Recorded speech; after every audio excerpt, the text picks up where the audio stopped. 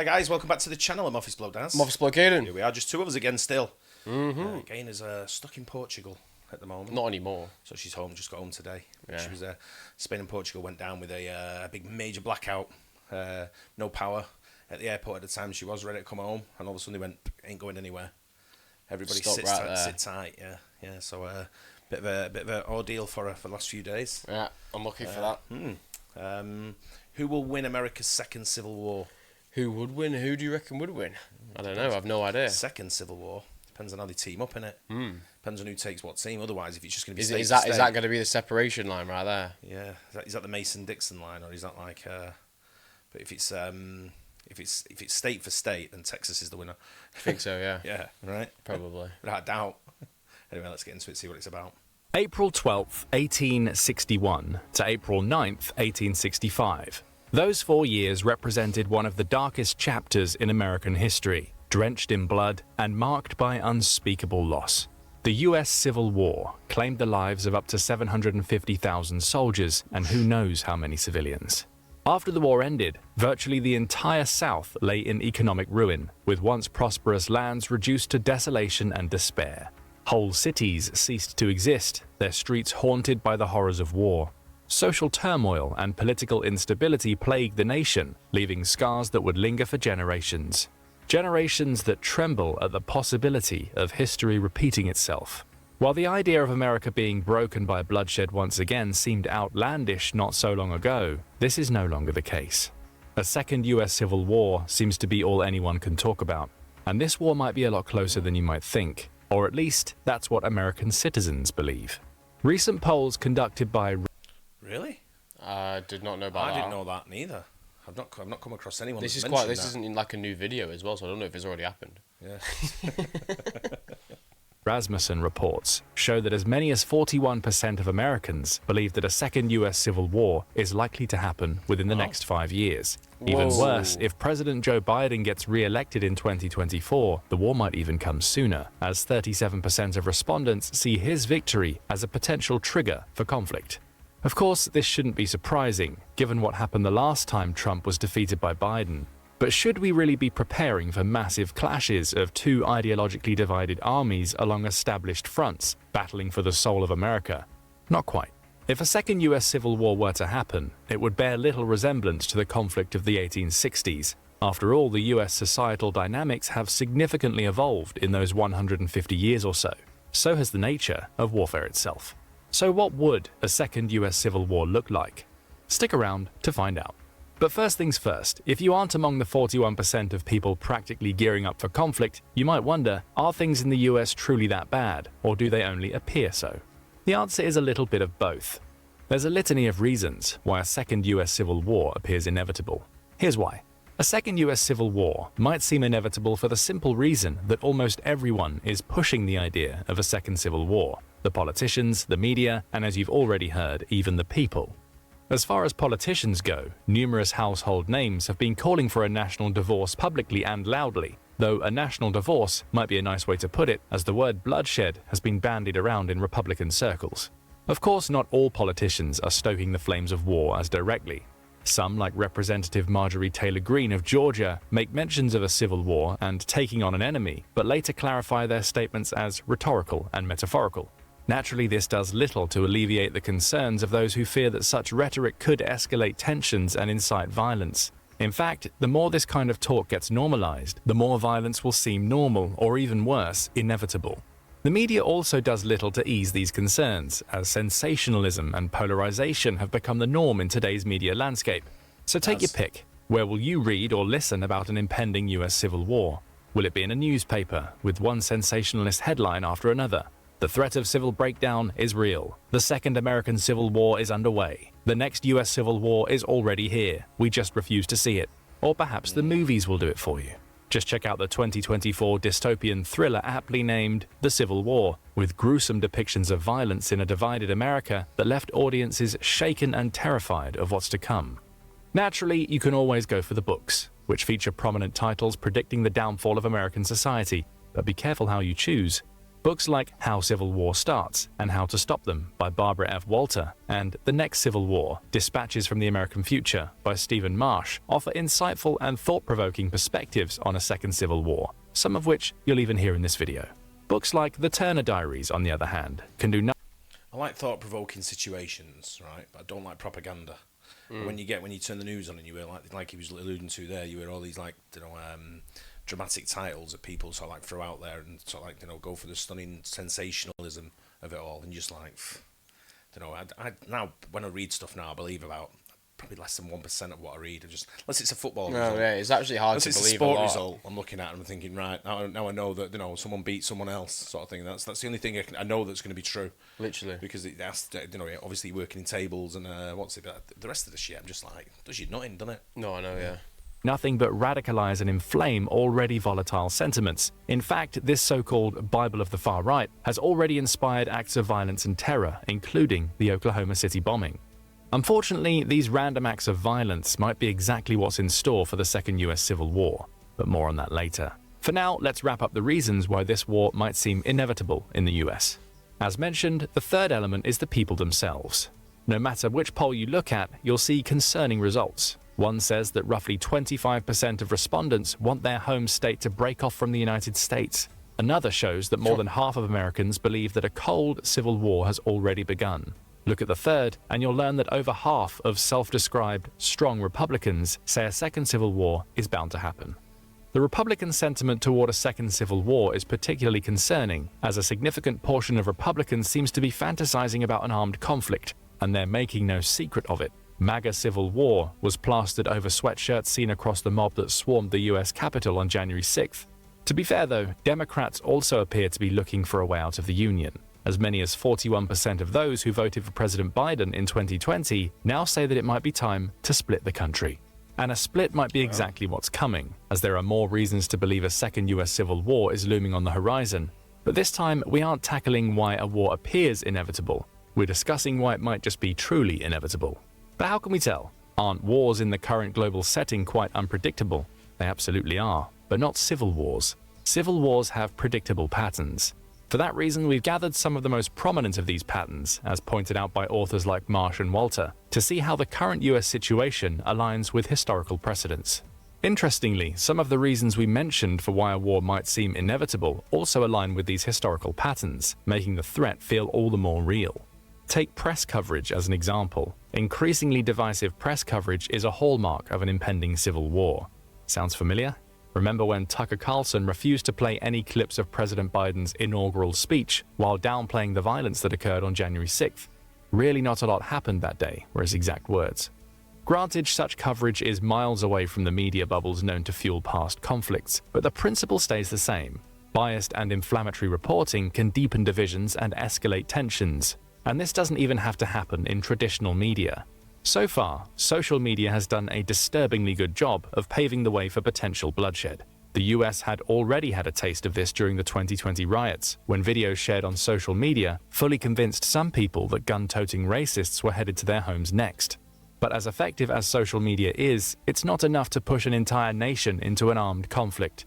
No, a few other factors must be thrown into the mix. How about the legitimization of violence? Yeah, but there's got to be an element of diplomacy that comes into it from all the people that's there. Whether it be politicians or whether it be civilians. Yeah. Got to be an area of diplomacy that comes in where you're going to say, hang on a minute, let's just take a step back. Just because you've got a different opinion sometimes doesn't mean you have to go to war with each other. No, yeah. It can be solved. It can solve very diplomatically. It feels that easy to say to some people. Yeah. But it's at the moment, it's very the media definitely trying to sort of like divide many sort of things. I see it over here. They spend like this isn't just in the UK. They spend so much time and effort pushing climate change, but they don't push anything else. It's like that could create a problem in 10, 15 years. Yeah. It's just pure. That's what it's going to have. We're all going to be underwater. This is the hottest it's ever been at this time of the year, and I'm thinking March 2019 was hotter than this. Yeah. And that was a month before. So what are you on about? Not long ago. Another phenomenon that we've mentioned and that seems to be unfolding in the US. Or perhaps the abandonment of responsibility by political leadership, something former and potentially future President Trump is all too familiar with. While all these factors have historically contributed to a civil war breaking out, none has been as effective as entrenched national polarization and factionalism. The polarization must have no obvious meeting place for resolution, while factionalism is typically religious or ethnic in nature. While the latter might sound like something out of a history book, the former is alarmingly present in today's America. The divide between the two major political parties has deepened to the point where any compromise seems impossible. Worst of all, the division is no longer just about policy differences, it's about identity. Americans no longer just support a political party, they identify with it, often to the exclusion of all other perspectives. This kind of polarization can make any disagreement feel like an existential threat and lay the groundwork for conflict. And that's precisely what Barbara Walter labels as a warning sign for an impending civil war, the rise of intense political polarization based on identity rather than ideology. Also important, these two factors should be roughly equal in size and equally afraid of being crushed by the other. Ring any bells? Another important characteristic about these two groups is that the one that typically starts a civil war is the one that was politically dominant before but is now in decline. As Walter puts it, these groups have either lost political power or they're losing political power, and they truly believe that the country is theirs by right, and they are justified in using force to regain control because the system no longer works for them. This makes the 2024 US presidential election a potential flashpoint.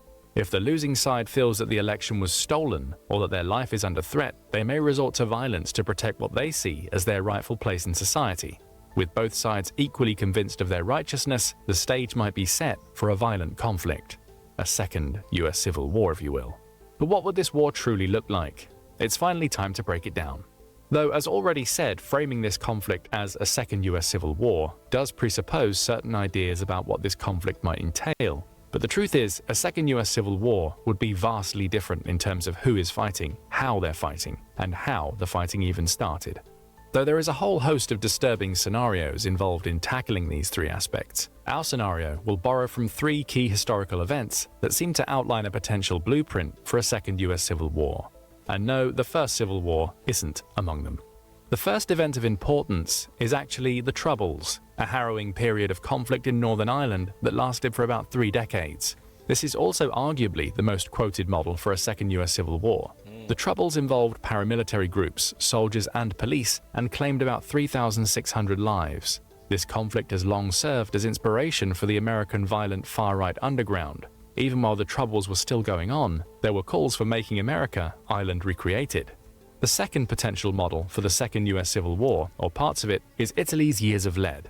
This refers to a period of socio-political turmoil and terrorism that lasted from the late 1960s to the late 1980s, characterized by a wave of bombings, kidnappings, and assassinations carried out by various extremist groups on both the left and the right of the political spectrum.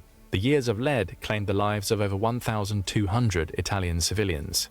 And the final notable event is La Violencia, a 10-year civil war in Colombia that started in 1948 and was fought primarily between supporters of the liberal and conservative parties and marked by widespread rural violence, massacres, and assassinations. Aptly named La Violencia, which translates to violence, this period cost at least 200,000 people their lives. This means that 1 out of every 50 Colombians was killed during this brutal conflict. With all these historical parallels in mind, let's paint a picture of what a second US Civil War might look like. First up, who will be fighting this war? In the 1860s, the two sides were easily identifiable, the North and the South.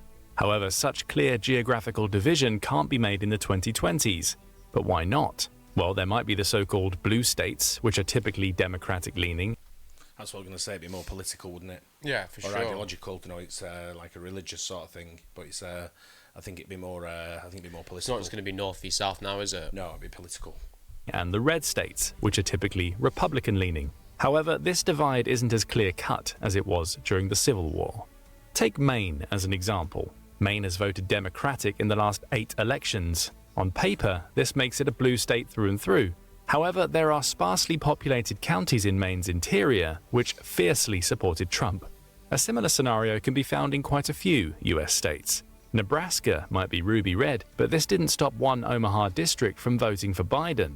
The coastal cities of California might be solidly blue, but the inland areas are much more conservative. And let's not forget Texas. While it's typically seen as a red state, major counties in cities like Houston, Dallas, and Austin are Democratic strongholds. So virtually no US state could be entirely pigeonholed into one political category or, in this case, one warring party. If you were looking for a geographical division, it would be more like county versus country. The 2020 election results paint a picture of what this might look like numbers-wise. In 2020, Trump carried 2,588 counties with approximately 130 million residents, mostly living rurally. Biden, on the other hand, won in only 551 counties, but counties that house as many as 198 million people. Most of the counties in question are inner core urban counties, where Trump had little luck. So, do we have our warring sides yet? Are we looking at two large armies, tens of millions of Republicans in one corner and tens of millions of Democrats in the other? Nope, not even close. There won't be any large armies in the second US Civil War.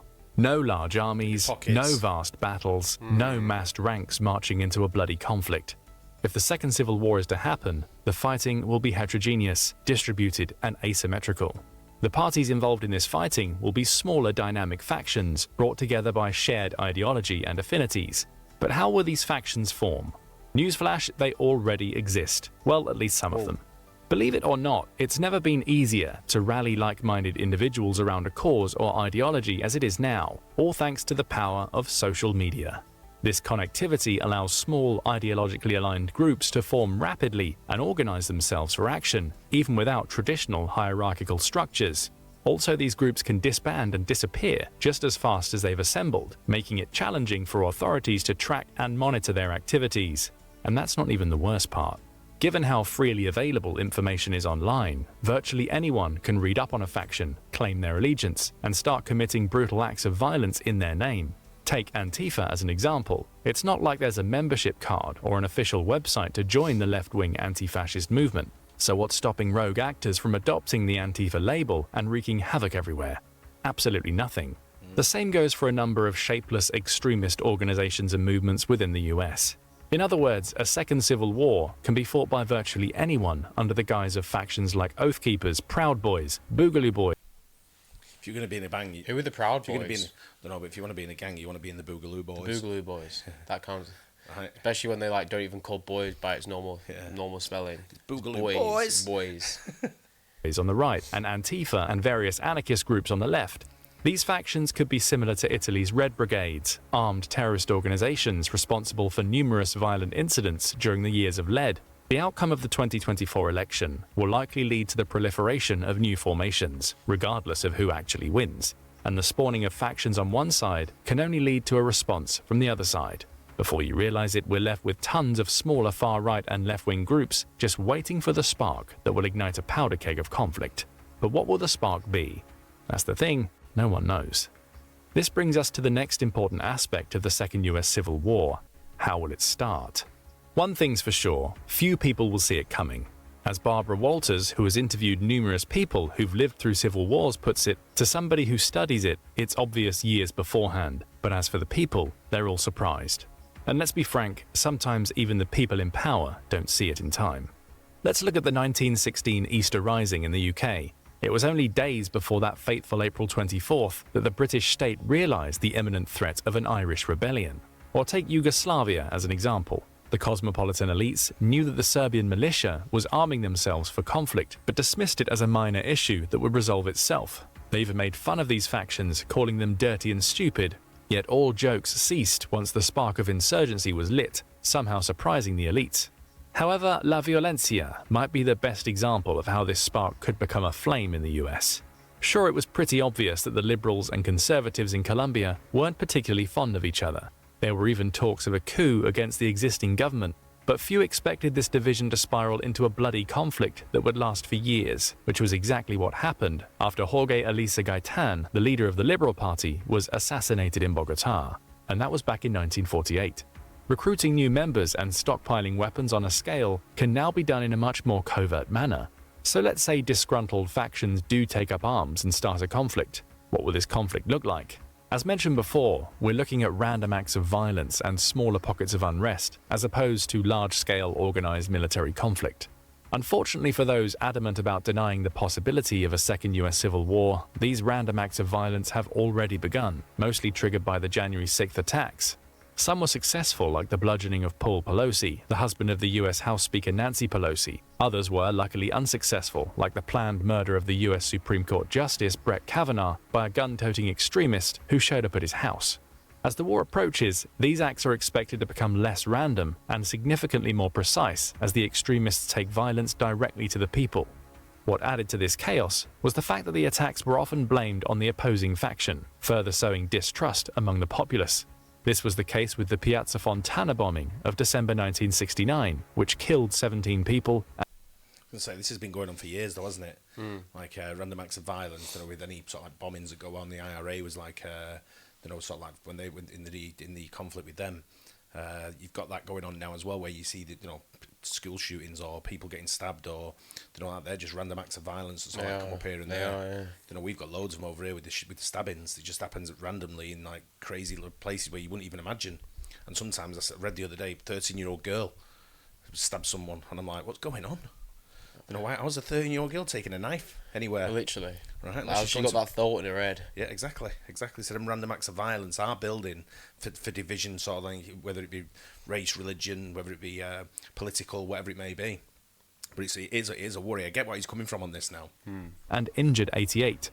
The attack was carried out by Ordine Nuovo, a far-right paramilitary terrorist group, but initially pinned to the far-left groups.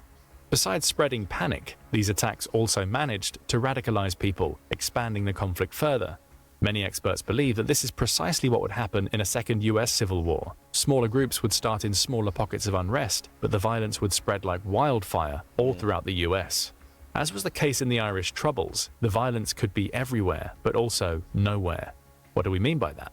Well, as the US Civil War wiped out entire cities in the 1860s, a more urban second iteration of this war would see scattered skirmishes at best, with violence that's pervasive yet elusive. So much so that some people wouldn't even experience it. Even in Northern Ireland, which barely had 1.5 million people during the Troubles, many residents never experienced violence Southern Ireland. I know, that's not Northern Ireland, yeah. firsthand. Now imagine a country as vast as the US, with over 333 million people. The violence would be concentrated in certain hotspots, leaving large swathes of the population untouched. This dichotomy would create a surreal reality there. Despite widespread media coverage and a palpable sense of fear, many Americans might go about their daily lives without ever encountering the conflict directly. Yet the sporadic nature of violence would undoubtedly contribute to a constant simmering tension, making the war feel both omnipresent and invisible. In this sense, the Second US Civil War will be more of a psychological war for most Americans. In most cases, it would be the constant fear that the other side is mobilizing and gearing for attacks that would push people to action, rather than first-hand experiences themselves. But there's one major difference between the Irish, the Colombians, and the Italians being pushed to action as opposed to the Americans: the guns. The US is estimated to have the highest gun ownership in the world, and by a significant margin. This applies to both the total number of civilian firearms owned and the number of guns per 100 people. All in all, the US has around 393 million civilian-held firearms in circulation. If you remember, the US only has 333 million residents. This means that there are more guns in the US than there are people. To put this mind-blowing fact into perspective, all you need to know is that the country with the second highest gun ownership, Yemen, only has roughly 53 guns per 100 people. The US has 120 per 100 people. So what does this mean for our second civil war? Well, it means that people who want to join the fight don't have to look far to arm themselves. Their golden ticket is likely waiting for them in a safe or a closet at home. Worst of all, some of the people who already own the most weapons in the US and fervently defend the Second Amendment that protects their right to bear arms are often the same people already preparing for this scenario.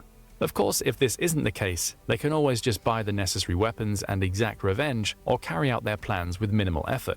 With new armed individuals constantly joining the fight and existing factions becoming more militant, the potential for violence to spiral out of control is very real. Before you know it, the Second US Civil War can turn into pure anarchy. That's what happened during La Violencia. Even the ordinary people perpetrated the most heinous acts. The violence got so bad that whole swathes of people associated with the opposing party within a small town would be gathered up, executed, and buried in mass graves. every semblance of boundaries ceased to exist, plunging the country into a never-ending state of terror.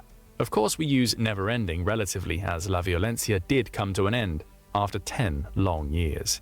The years of lead lasted even longer, almost 15 years. The Troubles nearly doubled this number, continuing for almost 30 years. So what's in store for the US? How long will its descent into chaos last? The answer is shrouded in uncertainty, but years of conflict, turmoil, and terror would almost certainly lie ahead. This, at least, if the nation is allowed to follow the dark path it's currently treading. However, to end this video on a lighter note, many experts believe that a full-blown civil war isn't waiting on the other side of that path. These experts argue that no country as sophisticated and democratic as the contemporary US has ever descended into a civil war. They also claim that the US might have plenty of internal strife to deal with, but this in no way represents the kind of crisis needed to light a spark for a civil war. According to these experts, the US people are more disillusioned than fanatical, more circumspect than impulsive, more pragmatic than idealistic. And these people aren't going to just take up arms and start shooting at their neighbors. Then again, remember what Henry Adams, the grandson of John Quincy Adams, declared at the end of the 19th century. Not one man in America wanted the Civil War, or expected or intended it. In other words, unforeseen circumstances and escalating tensions can lead to conflict, even when one isn't actively sought. So a second US Civil War should in no way be treated as a foregone conclusion. But at the same time, constantly talking about this war might act as a self-fulfilling prophecy, potentially exacerbating the very tensions it seeks to eradicate.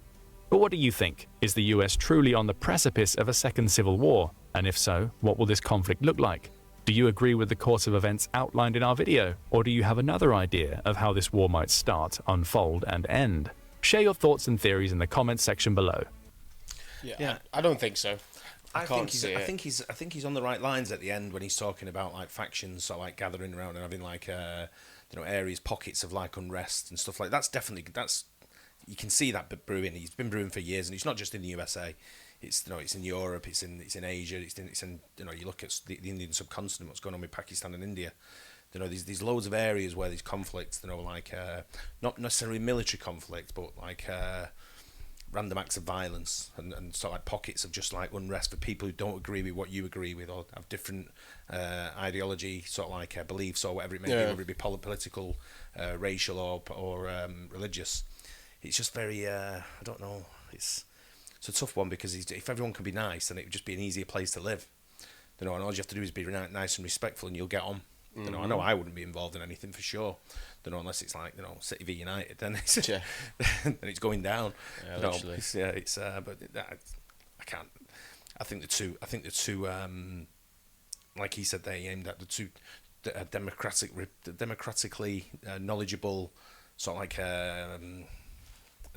individuals right across the country who understand the value of life probably, and it's never going to be like the first Civil War was. It's never going to be like that. No, obviously not. Times have changed. No, it's just going to be like pockets, and I think we've had that for many years already as it is, and I think it's only going to get worse as well. So you will get, whether it's be classified as a civil war or whether it just be more crazy people.